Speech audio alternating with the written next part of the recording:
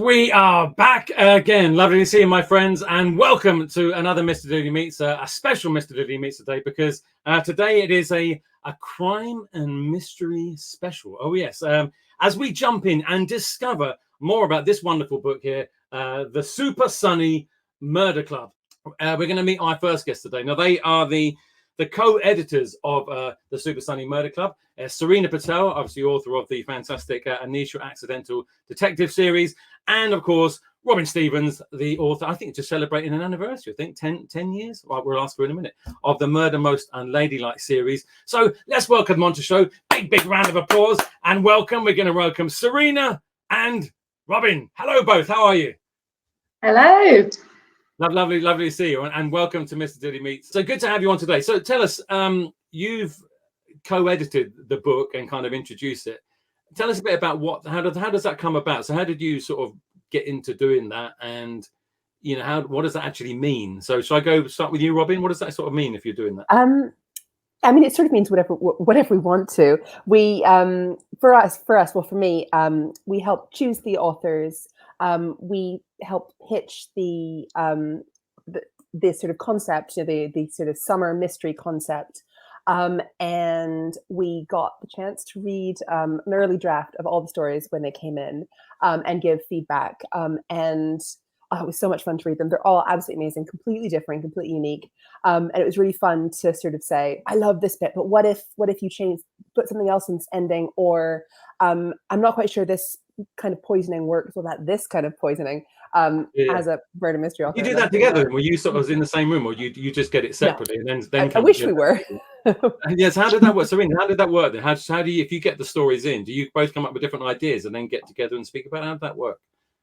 So there's a lot of communication by email, and we sort of there's a whole team that work in the background as well on the anthologies, and so we kind of can give our suggestions. I'm sure they have their own suggestions as well, and then we go to a sort of a second draft, and then we get to see those when they come back as well. So you were just saying, Robin, about the poison, is it this, should it be like this, is there anything there that you basically, I mean, I suppose you can't really say without giving away certain part of one of the stories, but was there anything there that you basically you all disagreed in? So maybe Serena, you, Robin, and then maybe the team at Farshall Books who published it, was there something they said, no, this doesn't work, and you're all trying, was there anything in particular that kind of wrangled or not?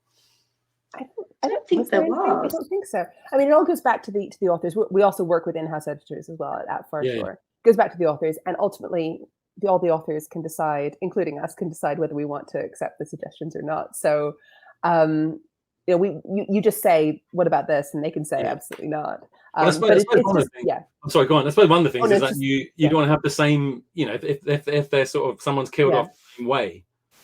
But there was nothing even similar. Like, everybody did something completely different and unique, which was so exciting to read it. Like we gave them all the same brief, like a summary mystery, could be murder, doesn't have to be murder, and we got 13 completely different stories. There's not one even vaguely similar, right? Like, they're not even in the same settings. Like, so it's just so cool to see how inventive everybody was. This is a sort of sequel of sorts. Well, it is in a sense, but it obviously to the Very Merry Murder Club, which for those children watching, they came out year before last. I think it was Christmas the year before last. Is that right? It's sort of gone a bit quick there. 2021, I think, wasn't it? But 2021, was it? I don't know. Or was it 22? I don't know. I mean, I don't know. Everything's blending. But I think it might have been 22. It might have been 22, mightn't it? It was sometime in the last few years. At some point, it came back. So how did you? Obviously, that was kind of had that sort of wintry, not just Christmas, but sort of wintry theme. This is summer. For you both choosing that and choosing those stories, did they all have to have that sort of summer flavor, or what was first? Was it the sort of like the fact that they got to kind of feed into, because this is a real good summer read, sort of feed into that sort of summer holiday vibe, or was it sort of the mystery bit, or you know what I mean? How did that kind of gel together, comparing with the Very Merry Murder Club in terms of following on from that? How did that work? So I think when we came out with Merry Murder Club, one of the things that I definitely heard from a lot of people was, oh, you've done wintry, are you going to do summer? And we were all kind of like, well, we're not sure, it's not really up to us. And I guess that kind of fed back to the publishers, and so they said, how would you feel about doing the summer collection? And so yeah, so it's both things really. It's the fact that it's set during summertime and all of the things that summer kind of embodies for people, but then also having this mystery element, which sort of came across. Just a quick question for both of you, and then we're going to get into our first little game, is it like, which obviously Robin and Serena, and we're bringing all the other authors in as well, and say hello to them in a minute. Why do you think, because you both obviously write sort of detective sort of sleuthing novels in some way, and over the years, not just for children but obviously for adults as well, they become more and more popular.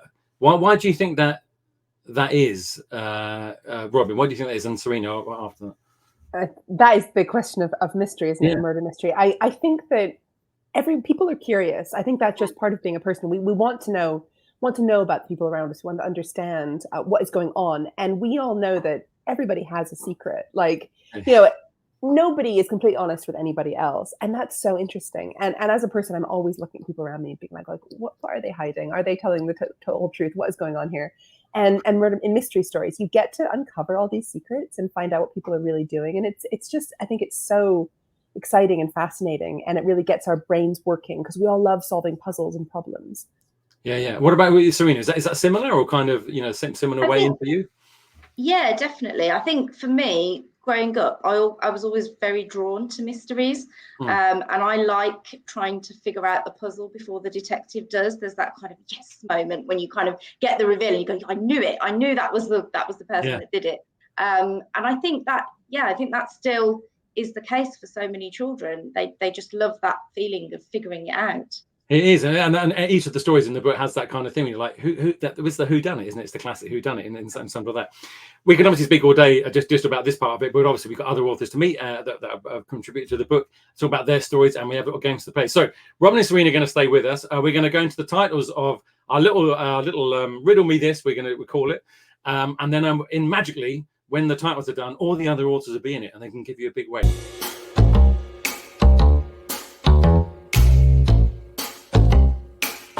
All the gang are here. All the gang are here. Give everyone a big wave. We're all here. We're all big here. So we have obviously Serena and Robin we just met. We have Nizrana. We have Norry. We have Maisie Chan, and we have Abiola Bello. So fantastic. So here's the first riddle. You can play along with this in your classroom as well. Here we go. So riddle 1. I will always come and never arrive today. What am I? Any idea? Tomorrow? Yes, sorry? Is it tomorrow? It is tomorrow. Look at that. Fantastic. Maisie straight in there. Whoa, that's pretty tough. Okay, here we go. So next one up. So did you get that in your classrooms? Okay. So I'll always come and never arrive today. What am I tomorrow? Here we go. Next one. Here we go. Riddle 2. I'm often following you and copying your every move, yet you can never touch me or catch me. What am I? This one. Oh, I think this one was first. Yes. Is it a shadow? It is a shadow. Look at this. Very, very good. We're not playing for points, but obviously later on in the quiz we will be. So, so don't worry. Okay, we have a few more. These are quite good, aren't they? That's quite good. This is quite good. Let's have we'll probably do like 2 or 3 more, and then we move on. Here we go. So, I get answered even though I never ask a question. What am I? I get answered even though I never ask a question. Serena. Is it telephone? It isn't a telephone. No. You're on the sort of similar thing. Any idea? We do a 5, 4, 3, 2, 1 countdown. Oh yes, Abiola. This is probably not. Is it like Alexa or Siri or one of those things? No, it's not. It's not. No. Yes, and this one, do you know? Is it the door? It is the door. He's good. Very, very good. The door. Okay, here we go. So we do 2. Let's try 2 more. 2 more. So we I think these are this one's fairly-ish simple, isn't it? Okay. I make 2 people out of 1. What am I? I make 2 people out of 1. What am I? That's incredible, isn't it? I know. Robin. A mirror? Robin, well done. It is a mirror.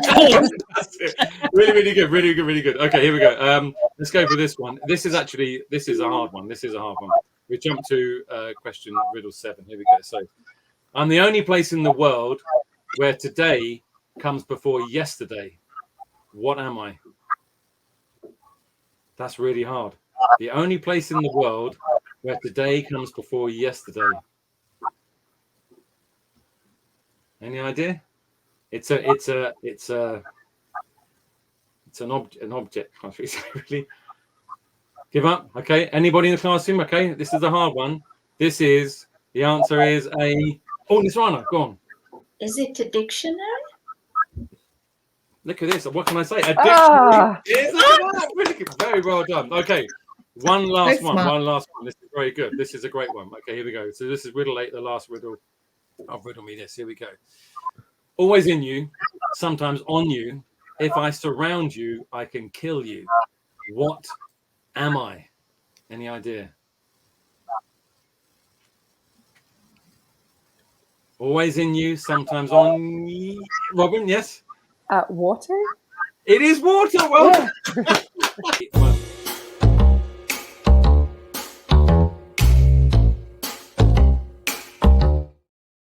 Okay, welcome. It's just me and you. So how's it going? I like the music a lot. I really like it. Well, it kind of gives it that kind of murder mystery kind of Nice detective little, kind of vibe. It's also got the old bass. I love the double bass. I appreciate it a lot. It's a wonderful thing. So I can't. Did you write the story for the Very Merry Murder Club, or was this your sort of first one of the sort of collection for this? No, I did the Murder Club one. My one was called The Christmas Heist. Oh yeah. So mine was like an Ocean's 11-y vibe thing of them stealing a trophy at a Christmas show. Yeah, that was my one. So this one here, obviously you're going to tell us a little bit about it in a minute. As apart from it being actually obviously set in summertime and not sort of Christmas or winter and stuff, how did you approach this? Did you approach it with something that kind of was instinctively summery to start with, or did you start with the actual murder and the plot and then kind of angle it to the summer? How did you sort of begin it, kind of thing? Yeah, because my last one didn't have a murder in it, and I was like, okay, if we get a chance to do it again, I want to try a murder. And I just thought about the things I do a lot in summer as a kid, and one of the things I would always do, my family, we would go to Alton Towers every single summer. So I was like, okay, it should be in a theme park, and I used to be a professional dancer, and my characters were in the first book. So I thought, oh, let me just use the same characters, and maybe they can be performing at the theme park. So my story is called Murder on the Dance Floor. One, I think is a good title, but two, I just love the song as well. And I just thought, let me base it at the theme park instead. It's fantastic. Okay, what we do is if we hand over to you just to sort of tell us a little bit more kind of about it, if you can, or you can give us an introduction. And then thanks for all your questions that you sent in, by the way. We can't go through all of them, but each of the authors today, we're going to give one question to each of the authors today. So just tell us, it's hard, isn't it, to tell a murder mystery, because obviously without kind of you don't want to say really much, but you want to say enough that they'll be like, oh, I want to read it. So yeah. Well, once you're done, so it might just be 5 seconds and then you can't say anymore, but once you're done, just play, and then we'll come back to the question. So I'll hand over to Abiola now for just give us a little hint about what it's about. Okay, I'll try not to spoil anything. So if you've read The Murder Club, it's about Ro and Roman, these twins. They're part of this dance crew called Masquerade Dance Crew, and they've been invited to Astro Towers theme park for their 20th anniversary.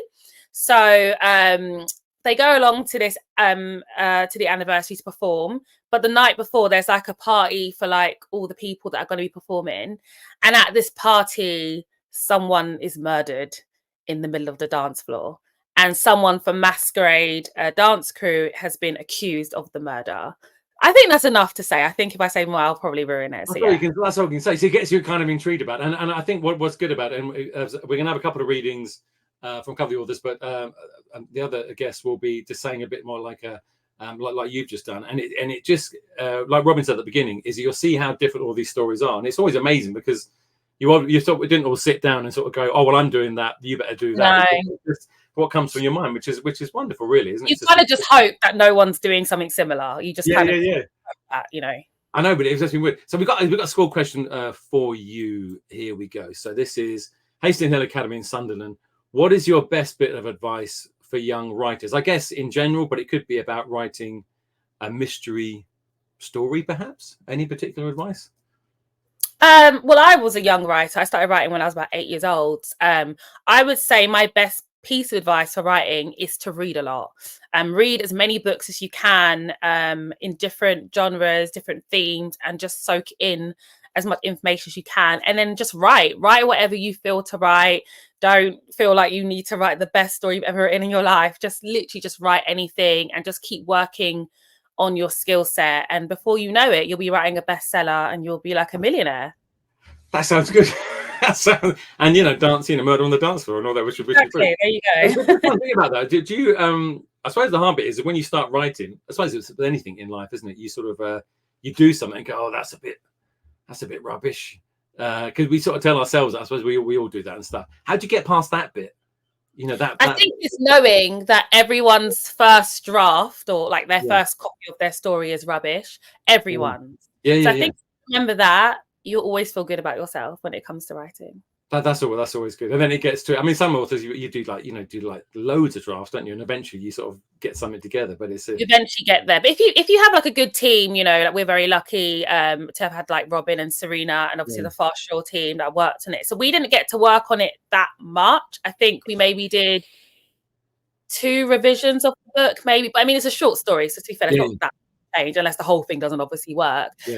If you have a great team behind you, kind of understand the vision of what you're trying to say, they can really help you with your input. Like I think the poison comment that Robin said, I think that was about my book.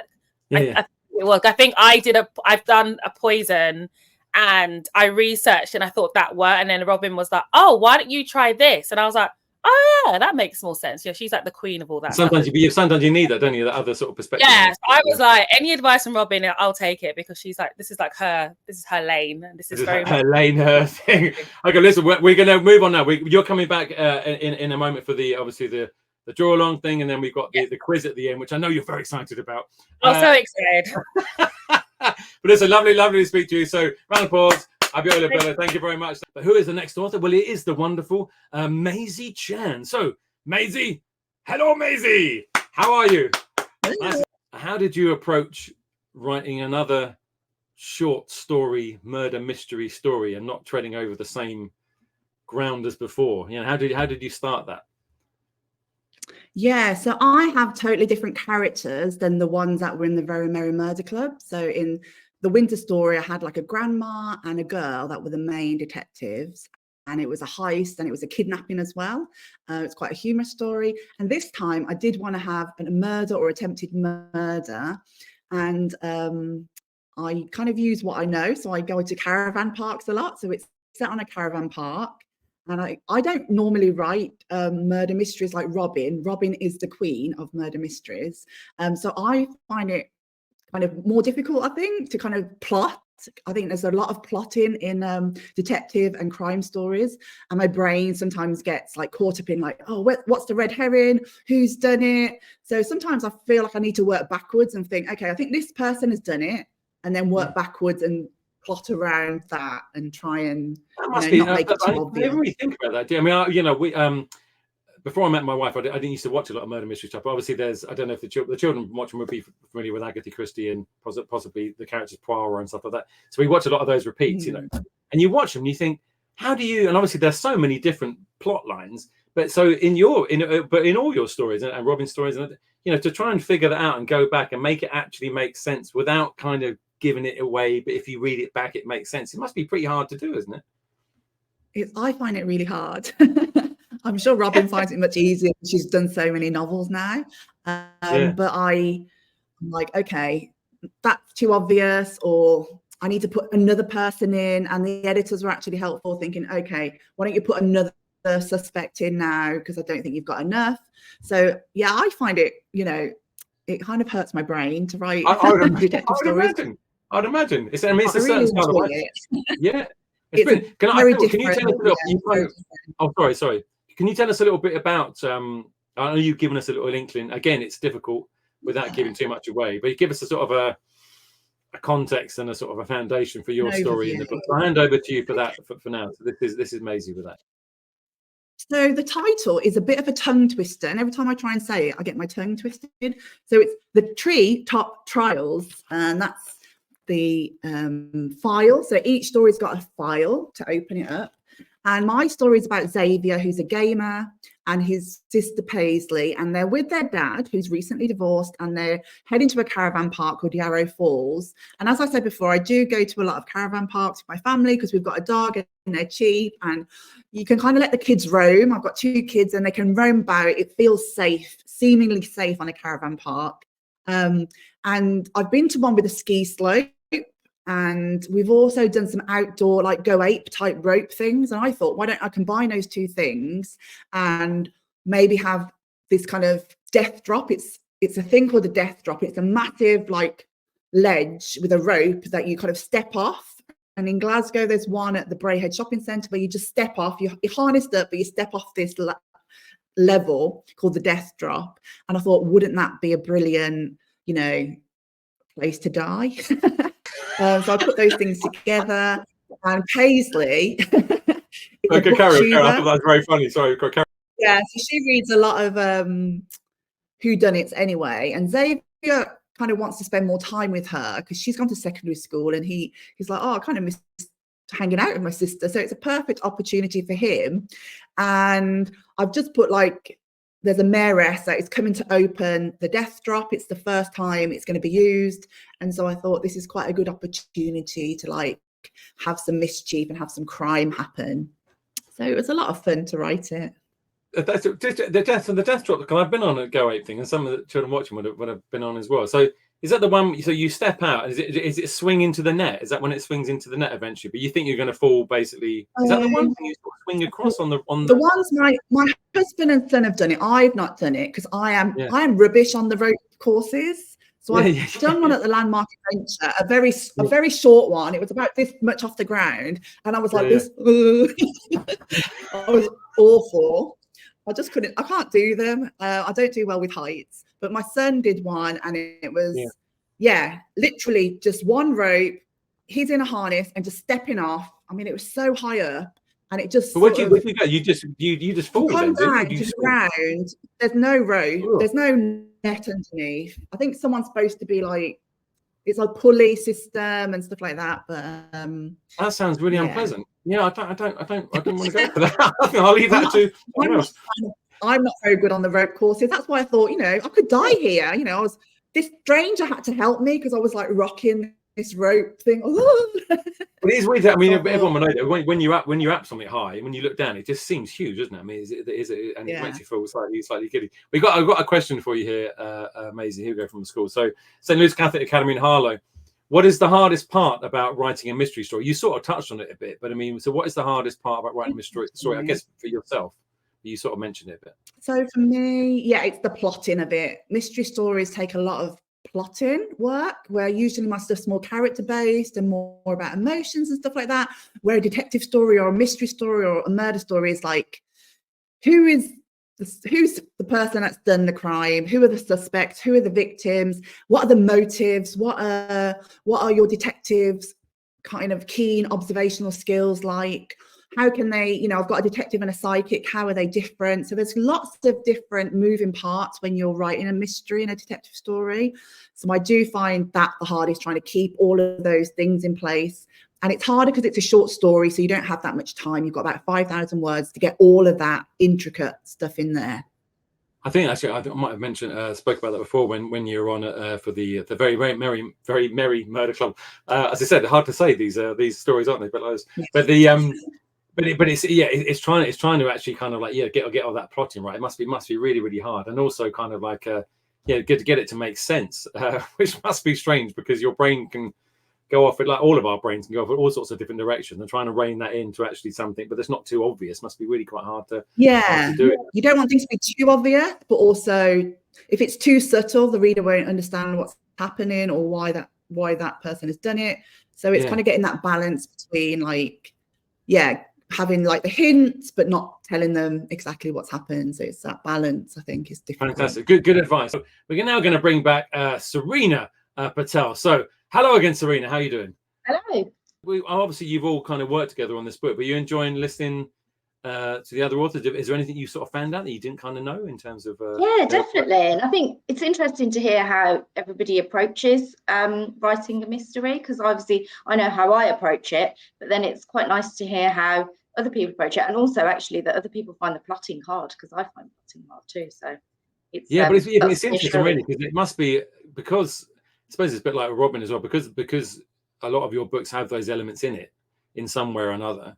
Do you are you always kind of looking for ideas of how to actually make the next bit different, you know, or not to have the same sort of or similar plot lines? That must be quite hard to do. Or do you find yourself naturally in certain ground again in terms of that? Yeah, I think it's definitely challenging, especially when you're writing a series. So you've got the same, you know, in my series, I have the same detective in every book. So I'm always trying to think of ways to make the next book different, to have a different setting, and, you know, mix up the crimes a bit and have something more challenging, something different. So yeah, always looking for inspiration.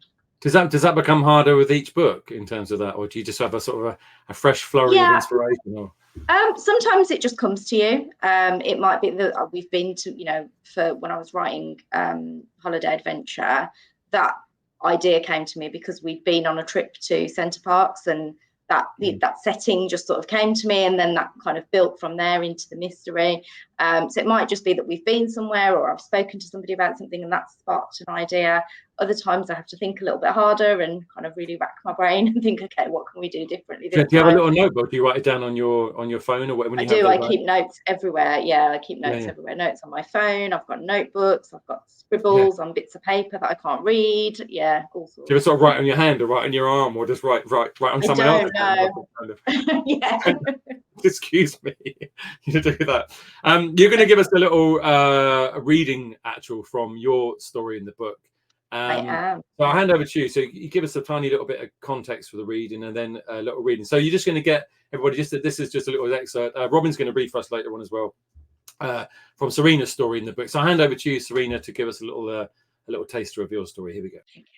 Thank you. So my story in the anthology is called Deadly Departure, and it's set in an airport lounge. Our detective is a girl called Ella, and she's going on holiday with her mum and her brother. She doesn't find travelling enjoyable. She finds it quite stressful for a couple of reasons. And so she kind of enters the airport quite wary anyway and quite anxious. But then she sort of finds herself in the middle of a real life murder mystery. So I'm going to read a little bit from the beginning. Ella knew the holiday was going to be a disaster. Something always went wrong whenever they went anywhere as a family. But for all the things that she thought might go wrong, she definitely was not expecting there to be a murder, and especially not before they'd even boarded the plane. That morning had already been stressful. Mum had been panicking, waving a list of things they needed and should have already packed, shouting instructions and weighing the suitcases on their old scales about 100 times. At the airport, she huffed as she heaved the suitcases out of the boot of the taxi onto the pavement.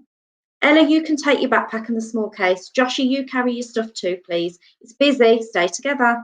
Josh jumped up and down. This is so cool. We're actually going on a plane. Ella winced as the noisy plane flew overhead and pulled a face at the hundreds of people bustling in and out of the airport. She put her headphones on over her ears and pulled up her hood as they followed Mum into the crowd. This was their first holiday in 3 years, so it was a big deal. But Ella was not looking forward to it at all. Holidays made her anxious. New places in general were difficult to deal with, but the travelling, lots of people she didn't know, the noise of the airport, it was all a lot. Ella had been diagnosed with ADHD last year. The doctor had been really nice and explained everything, and all the things she felt made her different to her friends had suddenly made much more sense, but it didn't mean they got any easier.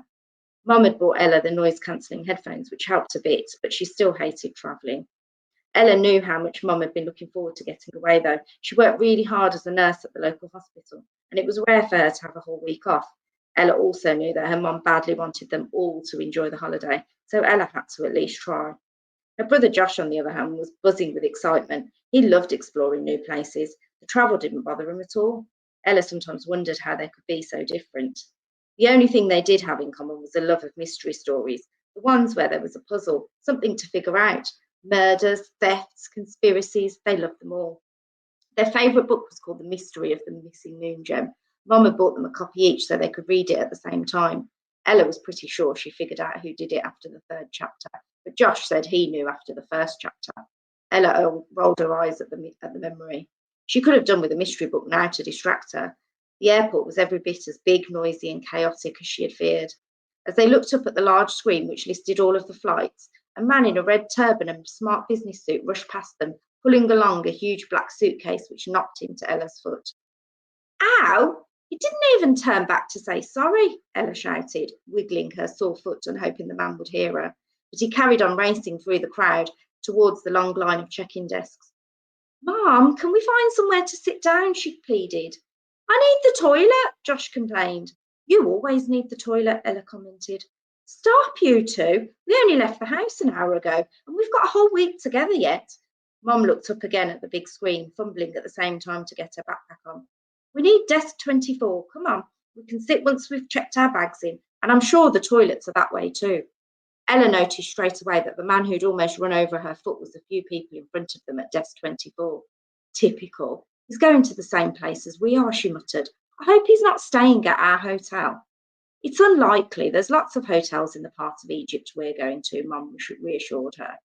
There was a sudden kerfuffle behind them. Ella looked around to see a woman in a pink sari and sunglasses carrying a large tote bag that had the initials RTJ monogrammed on the side.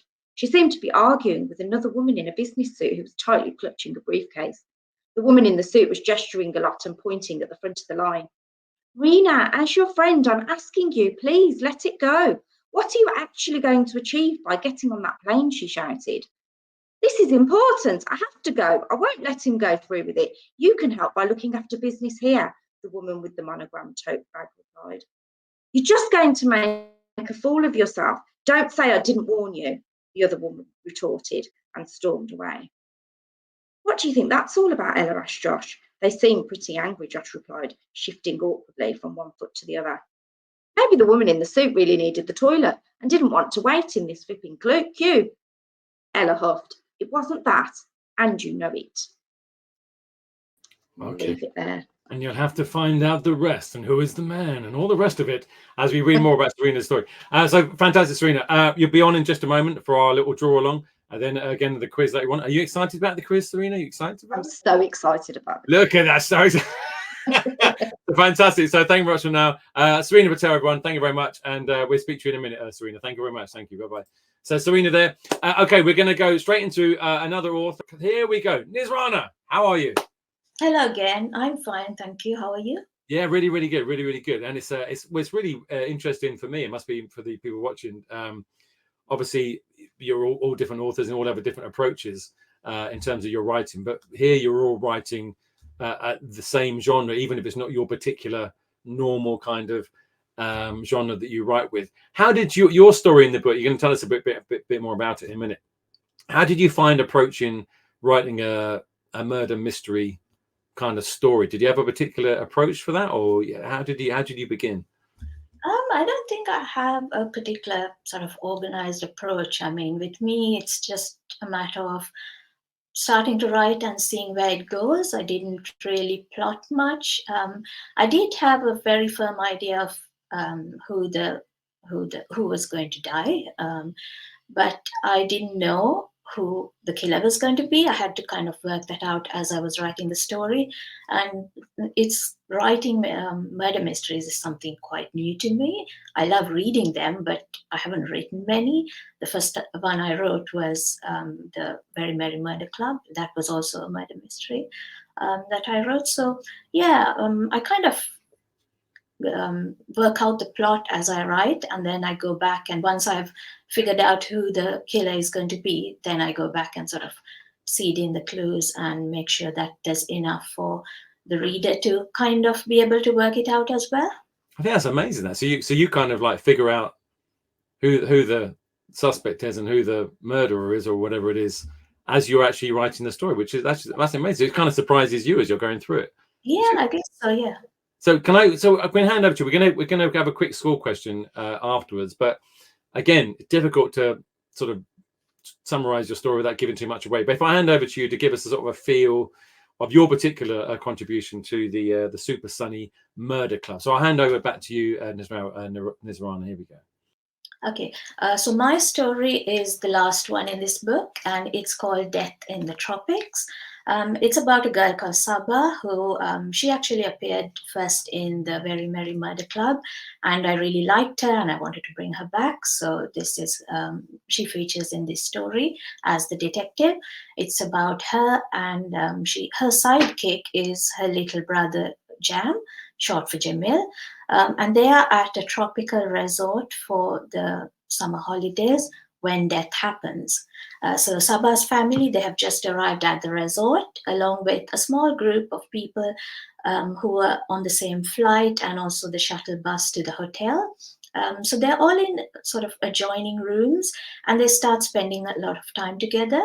But Saba feels that there's quite a bit of tension simmering underneath between these people. Then on the second day of their trip, one of them is murdered in plain sight. And this is while they were all at the poolside watching some kind of a dance performance by a local troupe. So it looks like everyone there has some kind of motive for the murder, including Saba's own parents. So it's up to her and her little brother sidekick to work out everything and find the killer. That's good. That was well done. That was very well done. I can just have a quick question for you, Nizrana, from school. This is, I think I'm saying this right, Auckland Primary. I hope that's right, in Scotland. What is the most difficult part of writing a book? I guess a book in general. Do you have a thing that always kind of is always like a thing you have to get past in order to sort of get the book going? I'll hand over to you for that. Okay, yes, definitely. So the most difficult thing for me is the blank page. So when I have to start a project, it's that, that just feels so daunting. The fact that a whole book is going to come out of this blank page, and just getting started is a huge block for me. It's also a very exciting time because I think, at the end of this process, I'm going to have, a story. I'm going to have characters that I'll know inside and out, hopefully, by the time I finish. But just, the start, that is, really the most difficult part for me.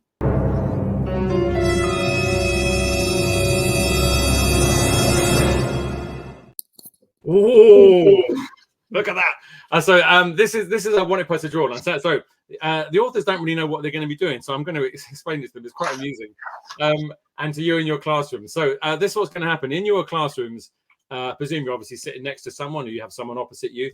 Just choose one person. Could be the person next to you or the person opposite you, but make sure you can see their face, sort of kind of full on as much as possible. Okay. So sort of partner up in your classrooms. You then just need a sheet of paper or the wanted poster, which we've got over here, which you may have, your teacher may have printed out for some of you, and a pen or a pencil. That's all you're going to need. So in terms of our pairings for this, we have Nizrana and Serena. Well, in fact, what we're going to do, Nizrana, you are going to draw in a moment. Don't worry about this. Serena. There we go. Serena, you're going to draw Norry, Emma. Emma, you're going to draw Robin. Robin, you're going to draw Maisie. Maisie, you're going to draw Abiola. And Abiola, you're going to draw Nizrana. That makes sense? Okay. So this is how it kind of works. So this is quite difficult. But what you're going to do is in a minute, and the idea of this, children, is like, I don't know how it's done now, but it used to be, if a crime is committed, you'd have to give a identification of what the person kind of looks like. And now it's all done by computer and stuff. But back in the old days, you used to have an artist who used to sort of draw what the person kind of looked like. And then in the olden days, we're talking sort of Wild West times, they used to have wanted posters. So this is a combination of kind of like an artist kind of mugshot drawing and an old wanted poster for you. So what we're going to do in a minute, we're going to have 30 seconds on the clock, okay? And what you're going to do is you're going to draw the person's face. So in your classrooms, the person you've chosen, but you can't look down at the bit of paper as you're drawing. So what you've got to do is you've got to stare at the person's face, and in your classroom, the person's face opposite you, put your pen on the paper, 30 seconds on the timer, and you just got to kind of draw them as quick as you can. Oh no! Good on the face, and then at the end of it, when the 30 seconds is up, and the same in your classrooms, don't actually try and. I know it's harder in the classrooms because you're right in front of you. Don't reveal it to the person, and then we do like a 1, 2, 3, and in your classrooms you can hold it up to each other. Much hilarity ensues, and also all our authors can also could also hold up their masterpieces, and they're going to be to each other. So does that all make sense, authors? All good? We ready to do this? Okay. Yeah. So okay. Do you need to do any particular warm-ups, or you're all ready to go? So we're going to have 30 seconds of clock. So in your classrooms, get ready. So you make sure you can see the person's face. Remember, you can't look down during the 30 seconds, but you've got to continually draw them, and don't reveal the pictures until we do the 1, 2, 3, and then we'll all do it with you watching and our authors all at the same time. Okay. So authors, are we feeling okay? So I'm going to tell you when to go. Remember, do not look down at your drawing at any point during this 30 seconds. Okay. So here we go. So 5, 4, 3, 2, 1, go. No. Remember, don't look down. No looking down.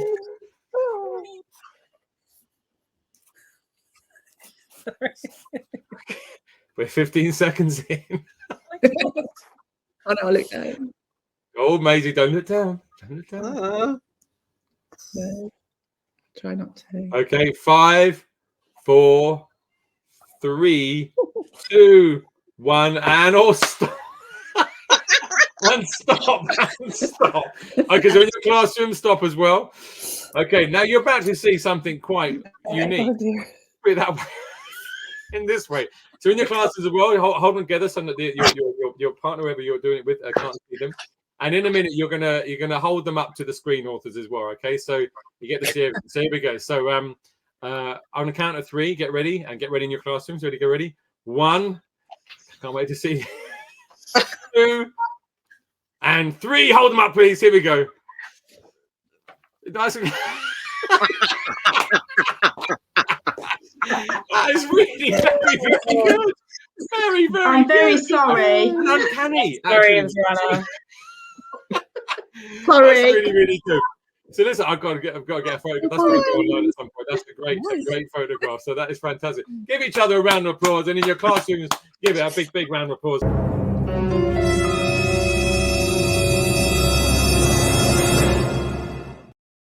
Okay. You enjoy it? Yeah, that was hilarious. So Emma, what a pleasure to have you on. I love to meet you for the first time as well. So you're going to tell us a little bit about your story in a moment.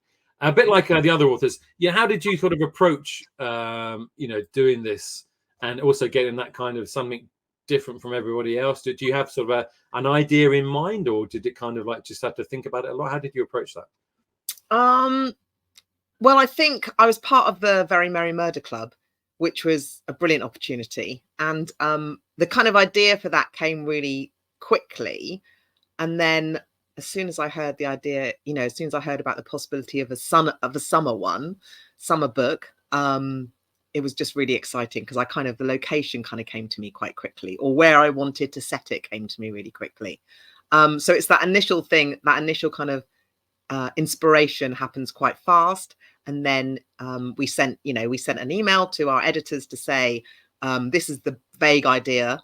Is anyone else doing it, kind of thing? And then I was going to say how you else do that. Was that initial idea based on like what Maisie was saying about going to these the treetop adventure places and stuff? Was that initial idea based on a place you had been, or something you had experienced, or kind of your family, or whatever? What was it? No, not really. The thing that kind of inspires me the most is I definitely knew straight away that I wanted to use the same characters. Like I wanted to have the same characters that I'd had in the Very Merry Murder story, just because, as someone else has said, you get quite fond of your characters, and they end up, you kind of want to see them in different situations. Yeah. So I definitely knew I wanted to do the same characters. And then I think just the whole idea of summer I definitely knew I wanted something outside, beach, sea. It's good, so isn't it, doing that? Because obviously people do it with the same characters in obviously their own books, but actually putting it in an anthology and then coming back to those characters again in a different setting in a short story is quite interesting. Actually, it's quite a good way to sort of approach it. But I suppose it must be difficult, because you can't develop them the same way as you can obviously if you're writing a whole novel and stuff. But you can add those other little insights, and you can see what they're like in just a different context, different situations. One winter, one summer, what they're like with their family. So that must be quite interesting. Can we hand over to you to give us a little flavour Yes. of your story. So I hand over to this is Norry with a little taster of what her story's about from the Super Sunny Murder Club. Here we go. I hand over to you. Okay, Super Sunny Murder Club. So my story is called Summertime and the Killing is Easy. And my summer features Luca, and he has to spend some of his summer holidays at the Super Kids Spectacular Summer Holiday Club, which he's really not looking forward to. All he would rather do is game most of his summer away. But he cheers up a lot when he gets to the Super Holiday Club, and he finds that his mate Ishan is there with him. But after him and Ishan, after one of the leaders falls dangerously ill, it's up to him and Ishan to investigate. They kind of suspect foul play, especially because it seems that Luca is become the #1 suspect about what's happened. So the two of them kind of team back up to find out what's happening. Yeah, and it's really tricky to talk about these stories without giving anything else away. But we meet Ishan's younger sister, Jaya. She's a bundle of energy and a bit of a source of embarrassment for Ishan. So it was really nice kind of extending the family a bit. And that's it. Then you can add on these other characters. Yeah, but it is really hard to talk about. I know it must be like, I can't mention them, and I can't mention them in that way. Otherwise, it kind of gives that a bit away. So it must be really, really hard. So we just have a quick question for you, school question. We're probably going to, schools watching, we're probably going to go a bit over time today. But as I said, you can come and watch this back at your leisure on the same link. Let's have a question for you. So this is from Penny Fjord School, Flintshire. What's the best thing about writing a mystery story for you, do you think? I think, well, like some of the other authors have said, probably not Serena and Robin, but I found this really tricky. I find plotting really tricky, but I do love to really consider the motives. So for me, that was the best thing about writing a mystery story. Thinking about why someone would do what they're going to do, making it believable, and then editing it, kind of going over and over and over, and practice makes perfect. You get a chance to add in all the clues and kind of really beef it up to make it like a real motive. That's the best bit. That's fantastic. Okay, now we're going to say goodbye briefly to yourself. We're going to bring in Robin, who's giving us a reading, and then they're all back for the murder mystery quiz, which is going to be quite a short one, I expect, at the end. And then it's goodbye. So thank you very much, Anai. Norry, pleasure to talk to you. We'll speak to you in a minute. So let's come back and let's welcome back to the show, Robin Stevens. Hello, Robin, again. Hello. Hi. Hi. Fantastic. So we're going to get a little reading from you, and also we have a question from a school for you as well, Robin, as well. So I'll hand over to you now for give us a little bit of context about your story, and then a little reading for this. So this is Robin Stevens with her wonderful contribution to the Super Sunny Murder Club. Here we go. Hello. So my story in the Super Sunny Murder Club is called The Murder at Mystery and Mayhem. And it is a murder mystery set in a secondhand bookstore.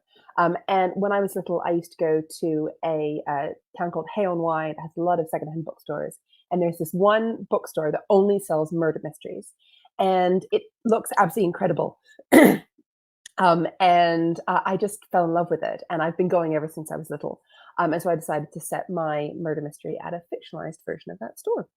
So this is the very beginning of the story. The Murder at Mystery and Mayhem. That was the first time I met Y. We'd only been in Stow in the Grove for 3 hours when my mum dragged me into Mystery and Mayhem, looking for another one of her really important books. My mum is doing a PhD, which means that she hasn't left school even though she's very old. 45, I'm 11. I haven't left school either. She's obsessed with someone called E. Ellison Beckett, who's even older, 137, technically dead, and wrote murder mystery stories and books about real crimes way back before the internet was even invented and you couldn't just Google any crime you wanted. My mum spent so long talking and reading and thinking about E. Ellison Beckett that she somehow managed to make the extremely awesome crimes E. Ellison wrote about seem completely boring. So she was in Mystery and Mayhem and in Stow in the Grove, and I was in Stow in the Grove even though it was my summer holidays and all my friends from school were in New York or Greece or Cornwall or somewhere good because of E. Ellison Beckett. My dad's given up on trying to do anything. He just goes on very long walks. Stow in the Grove is a town in the middle of nowhere full of secondhand bookshops, and Mystery and Mayhem is a shop that only sells books about horrible crimes. You see why Mum thought she'd like it. She was looking for an E. Ellison Beckett biography she'd never been able to find before, and I was looking for absolutely anything interesting to happen at all, and that's when I met Y. Mum gasped when she saw Mystery and Mayhem for the first time, and I did too. It's got murals all across the storefront, horrible hounds and demons with glowing red eyes and murderers rising out of banks of fog. Then you go inside and the murals follow you. There's a white chalk outline of a body splayed across the floor and the walls, at least the parts of the walls that aren't covered with shelves, and shelves of fat red and green bound books are painted with knives and poison bottles and the spooky heads of famous murder mystery authors. I could see another room beyond the room we were in, and a staircase going up to the left. Someone, Y's mum, I found out later, was halfway up the staircase, shuffling books around. "Welcome," she called down to us. I could just see one of her feet in a sensible boot on the stair, and nothing else. "Talk to Y, they'll help you." Y was sitting behind the till. They were wearing big, shiny aviator sunglasses and a Hawaiian print shirt and chewing a toothpick. Their feet, in dirty Converse trainers, were up on the desk, and they were reading a book called The Case of the Drowning Duck. "Hi, I'm Y," said the Y, and I could see when they opened their mouth that one of their front teeth was chipped half off. From what I could see of their face behind their dark glasses and their scruffy hair, they looked about my age, maybe a year older. "Hi," I said shyly, rubbing the sequins on my t-shirt so the picture changed from a unicorn to an ice cream. I felt underdressed. "This is Gracie," said my mum, who isn't good at noticing how people are feeling. "I'm Marion. Where's your early 20th century biography section?" Y waved the toothpick at the smaller room behind the one we were in, and my mum rushed off, eyes gleaming. We were left alone. "Hi," I said again. Hi," said Y, obviously bored of me. My stomach clenched. "I can do 3 backflips in a row," I said, "because I can." "Nice," said Y. "I tried to climb over a roof in the dark." "Did you do it?" I asked. "Mostly," said Y, pointing to their missing tooth with a shrug. "Hey, do you want to kidnap a cat?" And then there was a murder. Dun, dun, dun. Very, very good. So, Robin, I've just got a quick question for you. This is actually I've just Murder Most Unladylike. So it's 10 It's years. 10 years like old, that. yes. 10 years well old done. this month. That must be quite amazing feeling. It's got 10 years of Yeah. it. So this is actually from Texas, USA. Barnes Elementary School, Texas, USA. What made you want to set your stories in the 30s? Why did you? Yeah. Hello, Texas. So I really am interested in the 1930s. It was really, I think, a fun time in history. It's right after World War I, right before World War II. People had had a really upsetting, scary experience with World War I and the pandemic right after it, and they wanted to have a lot of fun. So they had lots of crazes. They're really obsessed with pogo sticks and yo-yoing for a while. They invented the Loch Ness Monster during the 1930s, and they also loved mystery stories. There was a real craze for crime fiction, especially murder mysteries. So it's a time that I think is really fun. It's a time when a lot of my favorite authors, like Agatha Christie, started writing and became really popular. And it's also a time that I think feels a bit fictional to us now. It feels a bit like a fantasy. Like if I was writing my books about now, like this is the first story I've ever written that is kind of set now. Actually, it's the second, but I don't do it very often in my main books, because I think writing about mysteries right now makes them seem a bit more real and a bit more scary. Whereas murder mysteries set in the 1930s feel a little bit more kind of fictional, so I can get away with a bit more. That's really interesting. That it does actually. Yeah, if it's now, it kind of makes it a bit. Yeah. But yeah, that's an interesting one for the children watching, about writing your own stories. Yeah.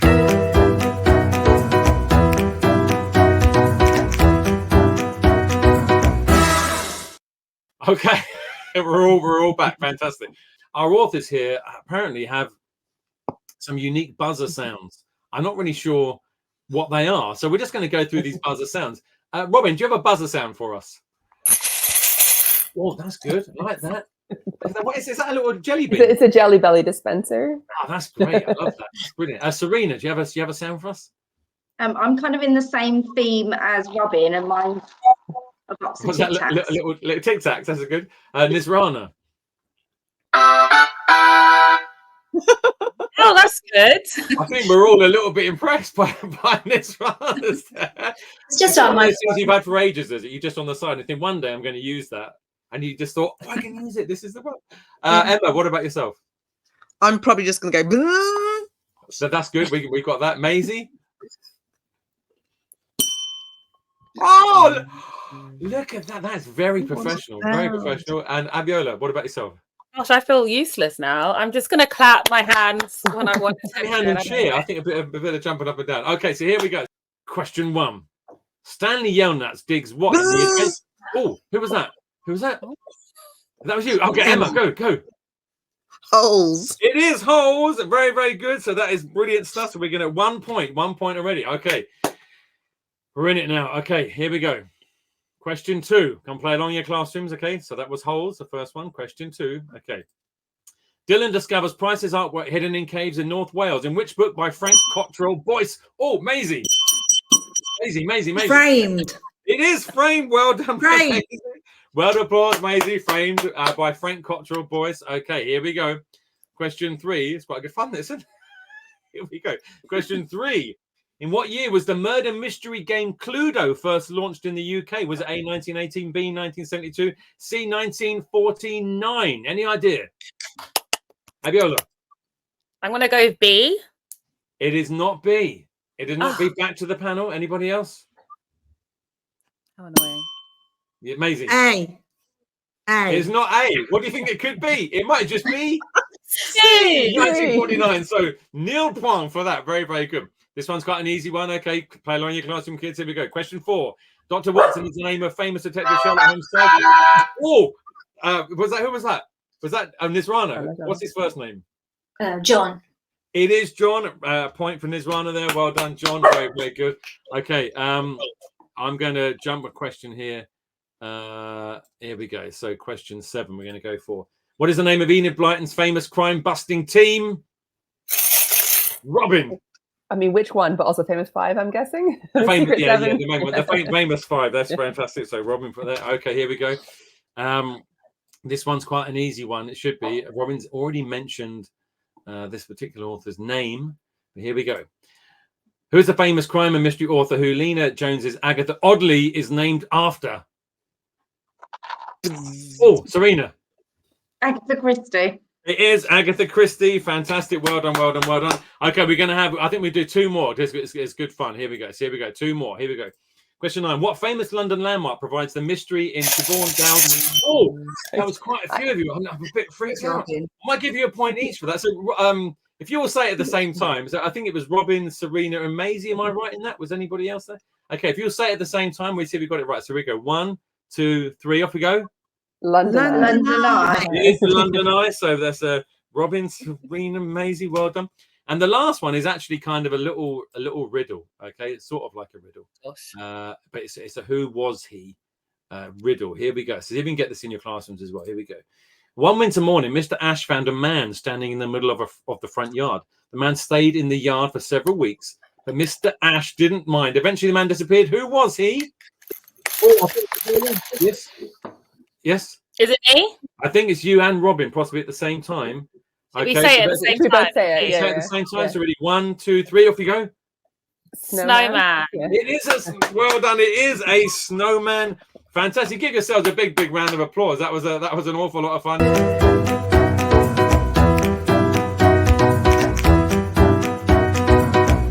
Our winner today is Robin Stevens. Round of applause. Give yourself. It was quite good. But listen, it's a joy to have you all on today. Thank you so much for your time and coming on the show.